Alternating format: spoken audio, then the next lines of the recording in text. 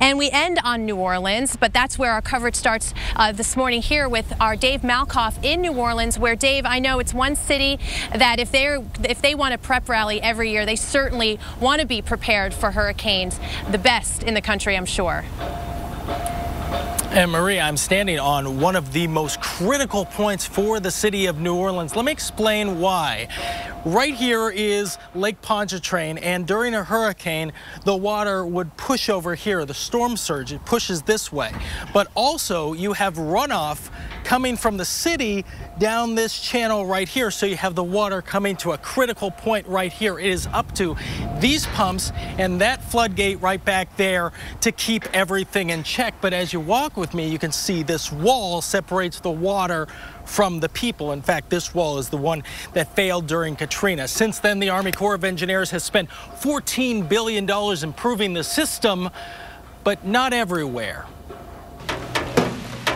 Welcome to a neighborhood where time stands still. It's a ghost town. It's heart-wrenching, you know, for everybody.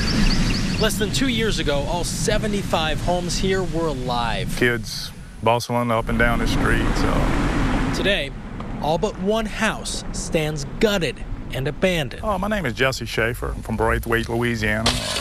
Nearly 2 years ago, Jesse helped rescue more than 100 people in 18 feet of water. It was Hurricane Isaac, and the neighborhood levees were no match. And this is your house right here? Yes. Hard to come back. We got a swimming pool in the back. Every weekend was a party, you know. These are actually pictures of Katrina's damage. You can find these hanging up in pretty much any abandoned home in this neighborhood. They hung these up to remind themselves of their resilience. They came back. But after Isaac, 7 years later on the same day, they never did. There's a big difference between here and directly across the mighty Mississippi, where there's federal money and movement from Plaquemines Parish President Billy Nungesser to build levees. Big ones. But it's been a long time since Isaac, and some of these folks have no protection whatsoever. Those levees are still 3 to 5 years away being completely finished. 3 to 5 hurricane seasons. Yes.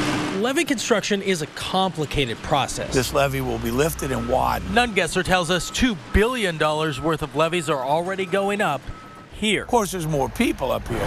Not down where Jesse once lived. It's crazy. We're the only stretch in a metropolitan area that doesn't have the protection that everybody else has. Since that night of rescues, Congress flew Jesse to Washington, gave him a medal, but his neighborhood is still gone. Just so many friends. So many friends. They're sitting there without any protection. I'm sure you can understand their frustration. We have that levee under construction on the east bank. Just not in time for the start of another hurricane season. We ain't asking for the world.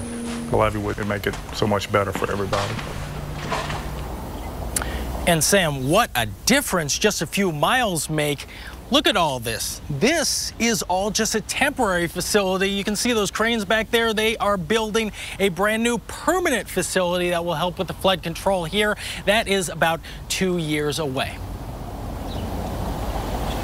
Dave, it's unbelievable because I know we were just in New Orleans, and to see the part of the city that is recovering, it is absolutely amazing. The streets are cleaner, the trees look healthier, the plants are coming back, but then you show us this. This is unbelievable. Dave Malkoff, thank you so much for being in that part of New Orleans that just isn't ready to build yet until those levees are back and safe and will allow these communities to safely get back in no matter what water is forced with them. Tour cons are up for the weekend. You know what that means. Mike Bettis will cover them.